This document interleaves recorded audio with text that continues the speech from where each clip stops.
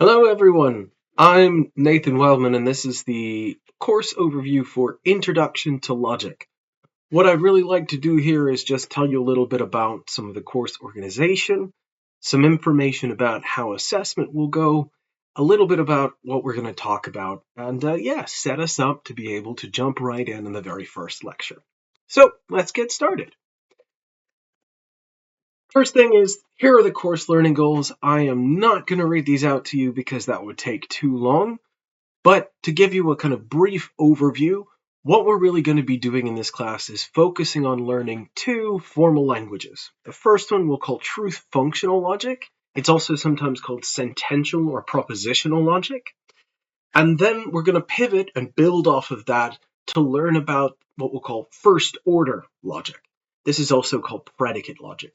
Both of these are formal systems designed to kind of strip away irrelevant information and let us really assess arguments, statements, claims to test various logical properties.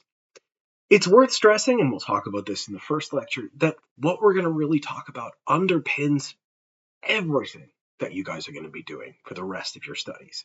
So really what we're kind of doing is setting the foundation, I think, for everything else. But we'll talk more about that in the first lecture.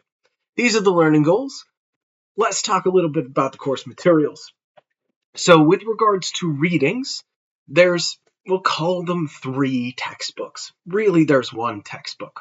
We have this book written by my friend Tim Button called For All X, and it is a logic textbook. It'll be the thing that we'll come back to when we're learning about truth functional and first order logic. Alongside the textbook, there is a solutions book, and it has, as the name suggests, sample solutions for the various exercises. Finally, we'll also have a little, call it book, though it's quite short, so really it's more sort of, well, as we've called it, a primer that I'm going to play around with a little bit and will upload shortly on modal logic. So this will be a topic we'll talk about in the second half. That's why it's not done yet. But yeah, importantly, all of these are linked and available on the Canvas page. They're all published under basically copyright-free licenses, so feel free to download them, print them, share them, play around with them if you want. Go nuts. Importantly, each week there'll be some readings. Those are listed on the Canvas pages under the modules. Please do the relevant assigned reading before the lectures, because what we're going to try and do in the lectures is I'm going to talk you through this material, and it's really kind of difficult, at least with some of the stuff, if you haven't already at least given your own kind of read through and trying to come to understand it. Importantly, if there's any other materials, we'll also make them available on the course Canvas page. If you're seeing this video, you already know how to find the Canvas page. So that's the kind of materials we'll be using. What are we actually going to do, practicality-wise? Well, there's going to be 2 parts to the course. There are lectures, which are weekly, and these will be in person, largely in room DZ2, I believe, which is in the Dante building. They will almost always, if not in fact always, be on Mondays, Monday mornings or Monday afternoons. They'll be in person. Importantly, I will also be recording them, and I will release the recordings basically that afternoon or the day after. It's worth stressing, though, that the recordings are backups. It's nice if you can come to the lectures, because then there's a little bit of room for us to, talk, answer some questions, things like this. But the real work in this course is going to be done in our tutorials. These are in-person work groups. Now there's 5 different tutorial groups. Some meet on Wednesdays, some on Thursdays, some on Fridays. As I say, this is really where most of the work is going to be done. And that's because, just to kind of give you a peek behind the curtain, this is kind of a combination of a maths class and a language class. And much like with both of those, the best way to learn this material is to do it, is to do some exercises. And that's the kind of stuff that we'll do in the tutorials. So, if you have to prioritize and pick, come to the tutorials instead of the lectures. Though, of course, I'd like you to come to both. Importantly, one thing you should always do, check the calendar each week. It'll tell you which group number you're in, what room you're in, when exactly it is, right? These might shift and change over the semester, so it's always good to pay attention to these every week. The last thing to mention about tutorial groups, please attend the meeting of your assigned group. Of course, if you can't make it, that's fine. Just email me. You'll be able to get a hold of me. My email address was in the front of the slides, or you can message me on Canvas Messenger. Right? But let me know as soon as possible so we can figure out some kind of workaround. With both the lectures and the tutorials, attendance is strongly recommended, though not at all mandatory, right? Don't hurt me none if you don't show up. I get paid anyway. But of course, it's better if you're there because, well, that way we can work through the material together. So that's what we're going to do, practicality-wise. Of course, I bet that you're more interested in how am I going to determine your grade? What are the assessment tools that we're going to use? Put very bluntly, this course breaks down into 100 overall points. And these points are divided between 3 modes of assessment. There are weekly homework assignments, there's a midterm exam, and there's a final exam. The weekly homework assignments are worth a maximum of 20 points. The midterm is out of 40 points, and the final is out of 40 points. So that's where you can get your points. These weekly assignments, we'll talk more about them in a second. Right? Again, get a max of 20 and 40 for each of the exams. Your overall grade is going to be the sum of your points divided by 10. So we just sort of lop that last digit off. And then I round to the nearest 0.5. And that's your grade. Now, importantly, this means that to pass the class, you have to get 55 points or more. And it's worth stressing, I don't care where the points come from. What I mean by that is there's no minimum score for any mode of assessment. You don't have to pass either exam. You don't have to pass both of them or do all the homework or anything like that. I don't care how you get your 55 or more points, just that you get them. So that's the kind of overall thing. Let's talk about each in turn. First, the homework assignments. As I said, these are weekly. You'll find them attached to the relevant modules as you go week to week. These are going to be typically kind of problems from our textbook. Remember, you have sample solutions for. Right? And these are really just to kind of help you get familiar with what the material is that we're covering, how to understand the problems, how to do some of these problems. Homework assignments are going to be, roughly half an hour to an hour of work, hopefully less. For these, you can score a maximum of 2 points per assignment. You get a 0 if you just don't do it. You get a 1 if you only do some of it, or you don't do the last step. And you get a 2 if you do everything.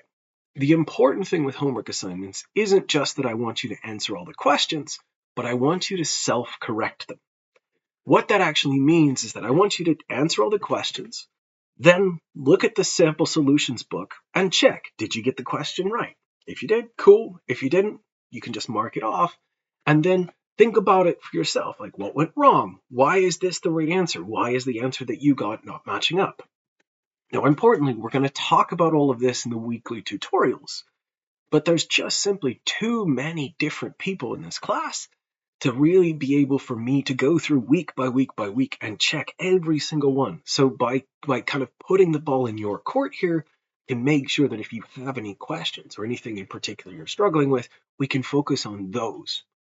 Right? So again, what we want you to do, answer all the questions, look at the sample answers, compare, mark the ones you got wrong, mark the ones you got right, and then submit that self-corrected assessment into Canvas. If you do all the questions and self-correct, 2 points. Nice thing to note, there is, I believe, 12 assignments overall. Now, those of you who can do some quick maths will note that if you did every one, would total up more than 20 points. So what that means is that actually, I'm only going to take your 10 best assignment scores. So, if you're really running ragged or you're running out of time, you can miss at least 2 and still get full homework points. Okay, so there's the homework. Let's talk about the exams. Now, the exams are going to have questions of various types. But each question type that's on the exam will be identical to the sorts of questions we do in the homework. The midterm will be on material that we've covered in the first 7 weeks, so lectures 1 through 7, while the final exam will just be on the material that's from lectures 8 to 13. So, importantly, midterms on the first half stuff, final exam is on the second half of stuff. Now, that being said, you won't be able to do the stuff in the second half unless you have a pretty good grip on the first half. But I'm not going to ask you the same kinds of questions. Importantly, I don't know the dates for these exams yet, but as soon as I do, I will announce them and let you know. Now, importantly, and it's worth saying this now, I'm going to mention it several times, is that when it comes time for the exams, you have to make sure that you are registered for them. I do not take care of that registration. It's something that you need to do. So this will be something I'm sure that your study advisors will mention to you about the process here. But if you have any questions, feel free to shoot me an email. Happy to kind of talk to you about it. Okay, so more on these as we come to them. There'll be a prep session before the midterm. There'll be a prep session before the final exam. I will give out exams or practice exams that have the exact same format. So there'll be plenty of opportunities to be well prepared for these. Okay, so that's the kind of practicalities. That's the sort of assessment I'm after. I just want to tell you a little bit about what we're going to do.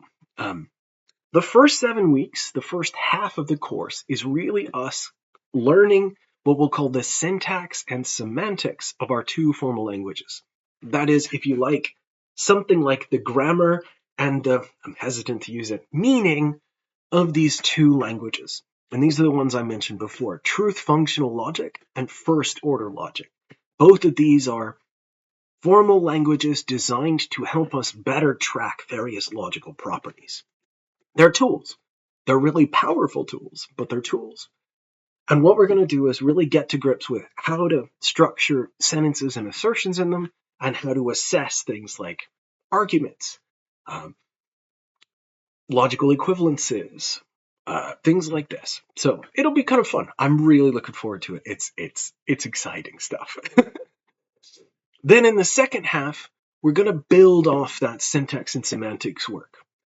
First, in the week 8, so this is the week right after the midterms, we have a little kind of palette cleansing lecture on some formal tools, some additional formal tools. I'll introduce you to really basic set theory and some notions about relations. This is just to kind of, hey, get everybody back on their feet after the midterms, make sure we're all doing okay. Week 9, we'll learn an additional special formal language called modal logic. And this will build directly on truth functional logic and give us a way to make sense of notions like must and can and necessarily so or impossibly so. And this will be kind of fun. It's something we're kind of expanding a little bit this year, so I'm curious to see how it goes. But finally in week, that should be 10, not 9 there at the bottom, we get to the most fun part, which is where we'll learn how to do what we call natural deduction. So natural deduction is a proof system that complements and mirrors the semantic systems that we've developed in the first half of the course. And this is really fun. I think this is, honest to God, the most fun stuff that I get to teach and think about every year. So I'm really looking forward to talking through that stuff with you. And I hope that you're looking forward to it too. So that's what we're going to do. Obviously, more details as we run along, but that's the basic plan. You'll note that the slides for the first 6 lectures are already uploaded. If you want to have a browse through them, go right ahead. That's the material we're going to be covering. Okay, the last thing I want to say is just kind of about,